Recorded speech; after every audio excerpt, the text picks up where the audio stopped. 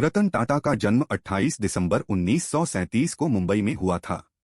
वे टाटा परिवार से संबंध रखते हैं, लेकिन उनके जीवन की शुरुआत आसान नहीं थी। जब वे केवल 10 वर्ष के थे, तब उनके माता पिता का तलाक हो गया। उनका पालन पोषण उनकी दादी नवाजबाई टाटा ने किया। बचपन में ही उन्होंने जीवन की सच्चाइयों को बहुत करीब से देखा।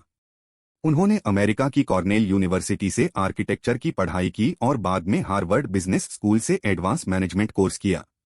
पढ़ाई के बाद उन्होंने टाटा स्टील के प्लांट में सबसे निचले स्तर पर काम करना शुरू किया। उन्होंने मजदूरों की तरह हेलमेट पहनकर गर्म लोहे के बीच काम किया। किसी को नहीं पता था कि यही शांत स्वभाव का युवक एक दिन भारत के सबसे बड़े बिजनेस ग्रुप का चेयरमैन बनेगा। जब रतन टाटा ने टाटा ग्रुप की जिम्मेदारी संभाली तो उन्होंने ऐसे कई फैसले लिए जिन्हें लोग गलत मानते थे। उन्होंने 1998 में भारत की पहली स्वदेशी कार इंडिका लॉन्च की। शुरुआत में यह कार सफल नहीं रही और कंपनी को बड़ा नुकसान हुआ। तब उन्होंने अमेरिका की फोर्ड कंपनी के साथ डील करनी चाहिए, लेकिन वहां अपमानित होना पड़ा। फोर्ड के चेयरमैन ने कहा, अगर तुम्हें कार बनानी नहीं आती तो इसे बेच क्यों नहीं देते। यह बात रतन टाटा को चुभ गई, लेकिन उन्होंने हार नहीं मानी। कुछ साल बाद फोर्ड खुद आर्थिक संकट में आया और 2008 में रतन टाटा ने फोर्ड की जगुआर और लैंड रोवर जैसी लग्जरी कंपनियों को खरीद लिया।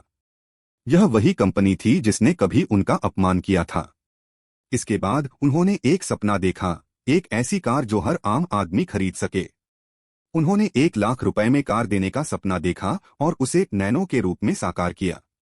भले ही यह प्रोजेक्ट व्यापारिक रूप से बहुत बड़ा सफल नहीं रहा, लेकिन रतन टाटा का दृष्टिकोण पूरी दुनिया ने सराहा। रतन टाटा की सबसे बड़ी खासियत उनकी सादगी और विनम्रता है। अरबों की संपत्ति होने के बावजूद वे एक आम इंसान की तरह जीवन जीते हैं। उन्होंने कभी शादी नहीं की और अपनी पूरी जिंदगी देश और समाज की सेवा में लगा दी। उनके पास जो संपत्ति है, उसका बड़ा हिस्सा टाटा ट्रस्ट्स के माध्यम से शिक्षा, स्वास्थ्य और समाज सेवा में लगाया जाता है। उनकी सोच हमेशा देशहित में रही। उन्होंने कभी अपने फायदे के लिए काम नहीं किया।